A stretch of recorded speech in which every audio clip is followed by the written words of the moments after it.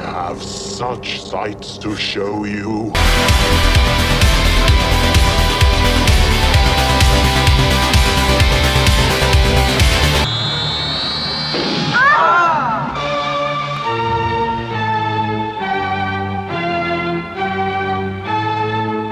The Mind Force. Scanners. More than likely, if you have clicked on this video and seen the title of the movie that we're covering today, you know of what we're talking about in the form of scanners. You know of one clip and literally nothing else. I'll just put it right here. But there's more of a movie attached to this than just the brain explosion clip. There's more of a movie to this. And to help me cover it, someone who's coming to my channel for the very first time. I've known him in the trivia space for a bit now. He's a great guy. He's been around, and I'm glad to have him on. Jay Burns. Jay, welcome. Hey, buddy. Thanks for having me. I appreciate you. I appreciate the man who laughs poster behind you. Hey, I loves me a good Joker reference, and if Gwynplaine isn't him, who would it be, you know? That's true, yeah. But thank you for joining. And talking about Scanners, this was directed by David Cronenberg. Chances are people watching this know exactly who he is. I mean, his reputation speaks for itself. I'm covering one of his more famous horror movies later on in the month, in The Fly. But he's also had a hand in directing Videodrome, which I covered last year, History of Violence, which I've never seen, and I've always wanted to. I've just never gotten around to it. But his career is long and vast and still going to this day. And this is one I always wanted to cover. I just never got around to it. And I'm glad that I now did because, like I said, it's more than just, like, there's a lot going on here. But, Jay, we were talking before we started, and you said that you had some feelings about this one. So why don't you go ahead? Yeah, so, like, I said I had a really weird take on it, and I do truly mean that I have a really weird take on it. This seems like good versus evil, but with the implication of telekinesis and psychokinesis being involved. This is very much X-Men coded to me. Like 100%. This is Charles Xavier, Magneto, Emma Frost, any one of the telekinetics that you can think of, even Jean Grey before the Phoenix Force. This movie, I was not expecting this movie to be as much of like, I don't want to say a noir thriller, but this is more of like a thriller through 2/3 of this movie than it is a horror film. Like, granted, yes, you get that incredibly mind-blowing scene right there at the intro to the movie. And then you're like, okay, what's going on? Do you believe the guy who's like, hey, the lady was actually telling me to do this to her at the very beginning of the movie? And like, hey, having gone through psychotic episodes myself, like hearing voices is like something that absolutely happens. And it is one of those things that is overstimulating to the umpteenth degree. So like there's a lot in this, but yeah, my big takeaway from this is very X-Men coded to me. I got the same thing. It kind of reminded me a lot of that. I mean, the powers in this are just restricted to, telekinesis, like you said. There's no Cyclopses, there's no Wolverines here, but it's definitely feeling that same way. Like even down to the big leader of the scanner movement, being like, okay, this is like Magneto, but with like none of the controlling metal part. Almost. Yes. Yeah. And the fact that like you could almost break them down into different people, but like Michael Ironside in this movie, Michael Ironside looked like Michael Ironside before I knew who Michael Ironside was. Yes. Because I think the first movie I ever actually truly saw Michael Ironside in was Paul Verhoeven's Starship Troopers. Oh, and yeah, I was like, that's what I know him from.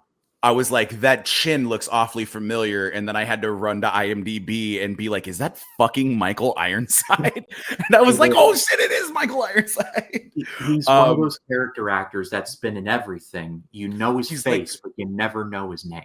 He's like Philip Gallagher. Yes. You know exactly what his face looks like, but you don't know his fucking name.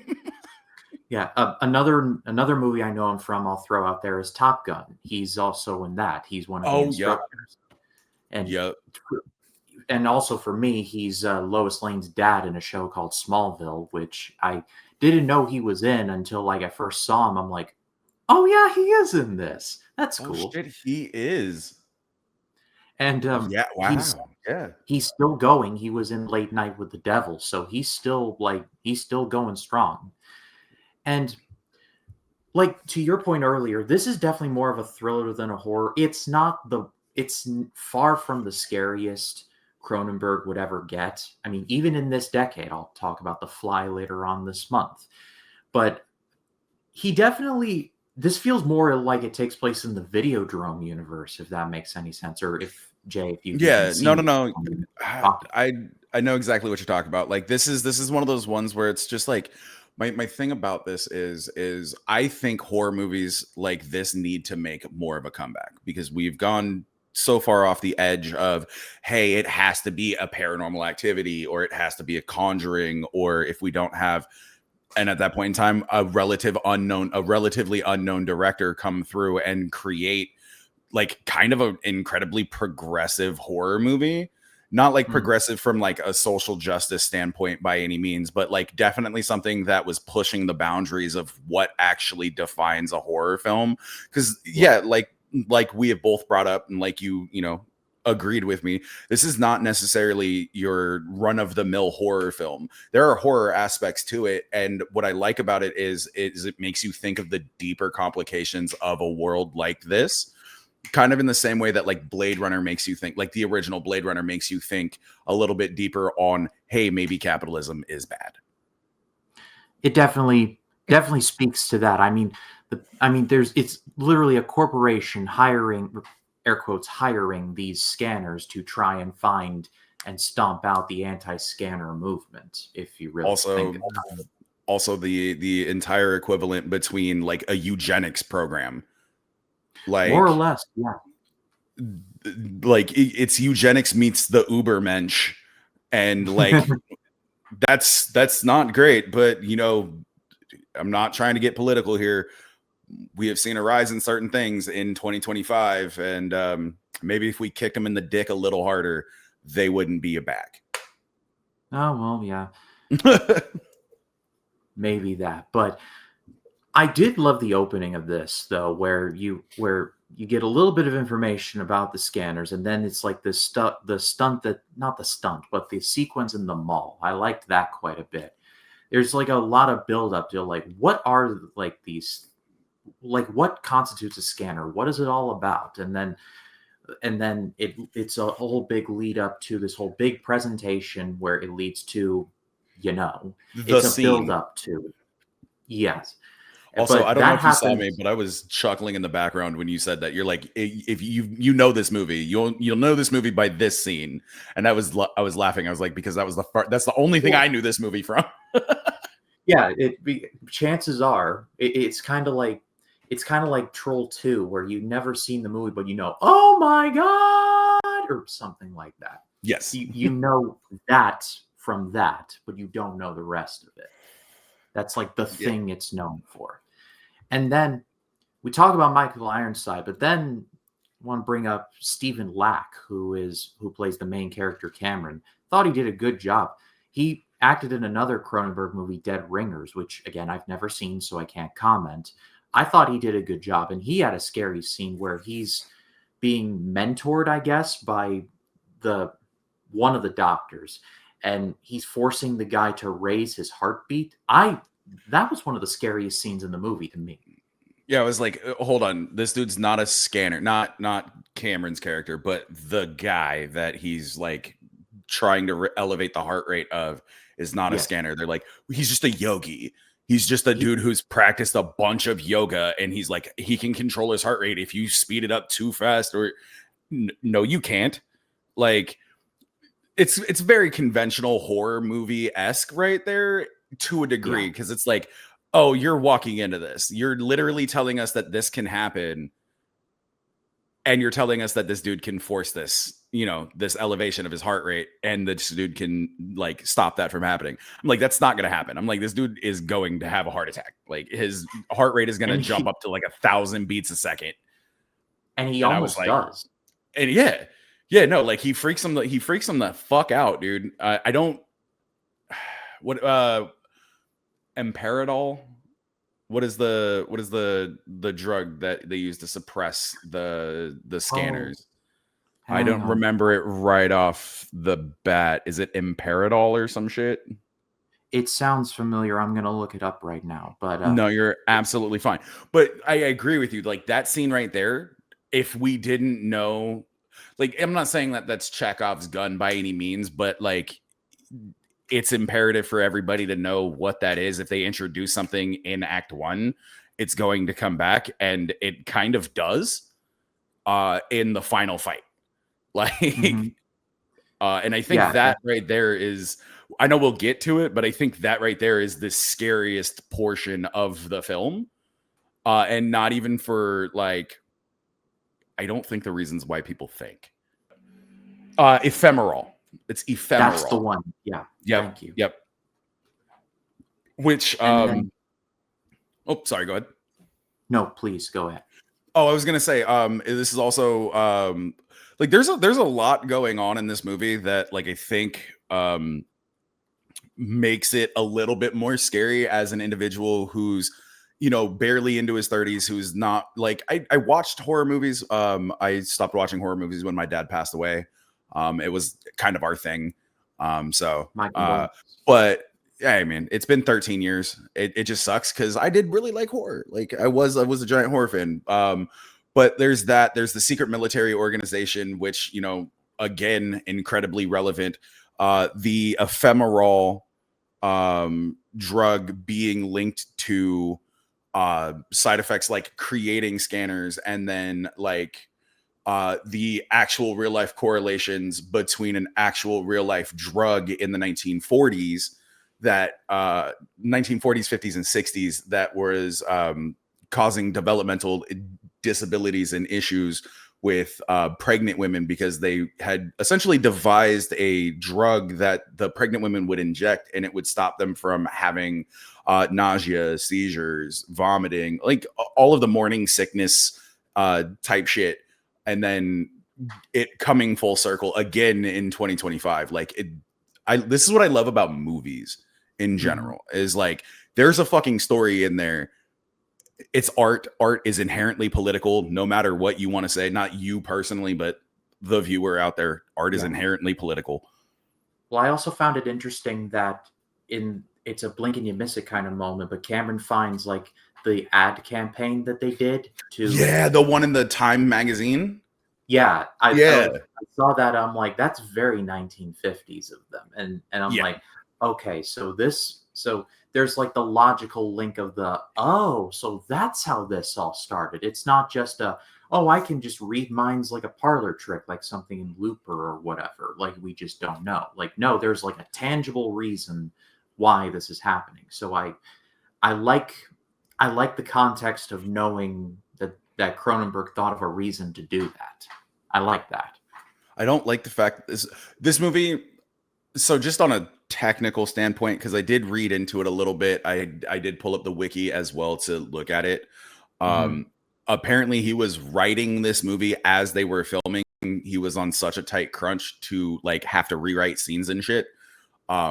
Like while they were filming scenes in general. And I'm just like, yo, you would never do that nowadays. Like even if Cronenberg was still directing, I don't know when his last movie came out. I'm not 100% sure right off the top of my head. He had one, I think, last year. I'm going to check because I know I saw the trailer for it. It released in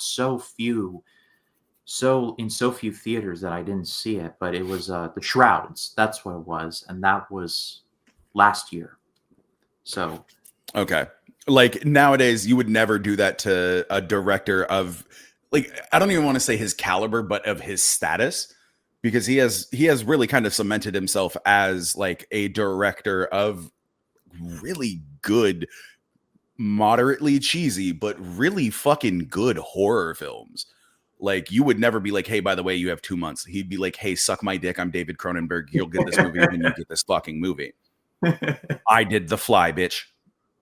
He But had like, that for the rest of his life. exactly. Like, when you do seminal work like this, that'd be like you telling Ridley Scott, hey, man, you need to hurry up on that Swords and Sandals movie. I know you have Orlando Bloom and shit, but you need to hurry the fuck up. Like, Kingdom of Heaven will get done when Kingdom of Heaven gets fucking done. Thank you very much. Yeah. But we might as well bring up the ending now, like you mentioned, because the ending, it basically boils down to Cameron and the big head of the scanner movement having a mental game with each other, and the effects are definitely dated, I'll say that, but man, I kind of like them because it's like someone actually had to like work on that, and it's definitely CGI for sure, but I don't know, I just liked it. I liked the effort that I clearly saw on there. I think the veins are clearly CGI, but then for them to come through, especially the first one that Cameron gets right on the side of the head, those like expanding veins right on the side of his head that starts to bleed right over his fucking eye into his eye and shit. I was like, yo, bro. Okay. And then down both of his arms and shit. And then he starts to immolate. Like, he's self-immolating. That's not his brother doing that to him. That's literally him like, I'm not going to do this. You are not going to, quote unquote, suck my brain out, which is, say what you will, 1980s dialogue in any movie. None of it's going to be the world's greatest. Sure. Nobody's ever going to. It was the style of the time. Absolutely. You needed a whole lot of context without like being able to show a whole lot, because, visual effects being what they were, not the fucking greatest, especially if you didn't have a budget. This movie didn't really have all that much of a budget. Like, but the peeling into his face, dude. Like, I watched that and I was just like, oh, bro, no. Oh, bro, are you going to become the Elephant Man after this? Like, I mean, Cronenberg's known for his body horror, and like this is far from the worst of it, but still, no. Like when you see we're not doing it justice. When you actually see like it come across there, you're just like, I started to develop a little fucking sinus headache, dude. When I saw that, I was just like, oh, phantom sympathy pains, dude. Oh shit. And then my arms being what my arms are, as soon as I saw the veins coming down the arm, I was like, dog, I have been there. I used to live in 100-degree weather and my arms overheat all the time. My skin grafts, my scars will throb in time. So I can only assume I have an experience with that like a majority of people don't. But there's a guaranteed community of individuals out there who know exactly what that feels like. And it feels like your shit's cracking and your shit's bleeding. Yeah. It's not fun. It is not fun. I can only imagine, and that's all that I want to do in regards to that. But I think at the end of the day, this is definitely not Cronenberg's best, but I feel like to your point, it touches on things that are rather sadly relevant. And then there are other things where I'm sure in the moment they're like, but I think with like 40 plus years of time, it'd be like, okay, that aged actually pretty well. So it's far from his best, but I still think it's worth at least a watch or two. Oh, definitely. I'm gonna have to rewatch this movie because I know I didn't catch everything. But when they even try to call and cancel Old Boy over the payphone, and they're like, that's very like, again, another one of those, I hate to be like, this is a very fucking X-Men heavy like laden movie, but Cerebro, like, quite literally a very rudimentary Cerebro, where they're like, hey, by the way, if you concentrate hard enough, you can kill everybody. Like, do it for your father. Like, that's very X-Men. That's very X2 of this film. And I think like a lot of comic book writers are also people who really do enjoy horror films, because there's a lot of that, and then there's also what is the second newer X-Men movie? Not first and last, first class, but the second one, the one where Charles Xavier, Days of Future Past, the one where Charles Xavier transfers his body into the other dude. Oh, that's is that no, Last Stand? Days of Future Past. It is okay. I was like, I couldn't remember if it was Days of Future Past or if it was Last Stand. But like, and it leaves it very ambiguous to me, at least when I watched it. Yeah, yesterday, last night, well, this morning technically, but you know, it was 2:00 in the fucking morning, and I was watching a horror film. Like, but like, it's me, Cameron, coming out of Michael Ironside, and his eyes have changed. I was like, okay, that's actually super fucking cool. But how can I trust you? And no wonder they had like 3 sequels. Well, spoilers. Pass it off to all of you. What did you think of Scanners? Let us know in the comments. Love to read what you have to say. And Jay, this was a great conversation. Thank you so much. I'll definitely have to bring you back on if you are interested. Absolutely, brother. Do you have anything you'd like to plug or promote? Not necessarily promote, but as always, you can find me, Tato, over in Lights Out Trivia. Cameron also competes there. We have a whole bunch of stuff going on. We have a singles tournament. We have a teams tournament going on and whatnot. You know, it's a lot of fun, guys. So if you like general trivia, if not, like, we also have movie trivia going on. Shout outs to Jordan Pierce Owens, Henry Confidential, Lights Out, all of those cats. Go find them. Pierce Co for Jordan Pierce Owens, Henry Confidential for Henry Sanchez, and then obviously Lights Out Trivia. Just go ahead and give them a quick YouTube. If you guys are interested, feel free to sign up. We have Facebook pages for them all. Also, Multiplex is so graciously invited me back, and I've been having a blast, just not worrying about studying for movie trivia, just having a good time, and still getting, not necessarily my ass kicked, but like proving that you don't necessarily need to study everything in order to like know things. Yeah. But are you still on Twitch? I am still on Twitch, but here's my issue is I will plug it. It is twitch.tv/Luz Theron, LOOZTHERIN.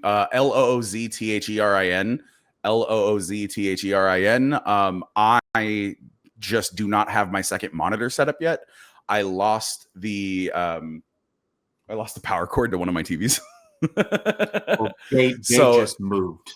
So I did just move. As a matter of fact, here, let me give everybody a peek behind the curtain real fast. I will drop my background. And this is my background. This is my empty streamer room, guys. This is my empty streamer room. So I am still in the midst of Exactly. I am in the midst of trying to get everything set up, but yeah, you can definitely find me there. You can find me on any one of the other channels that we have going on. So yeah, all those links will be down below.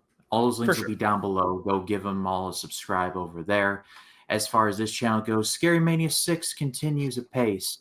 And tomorrow we'll be covering, well, what happens when someone from Spain finally watches the Texas Chainsaw Massacre. It's a movie called Pieces. But I'll see you tomorrow.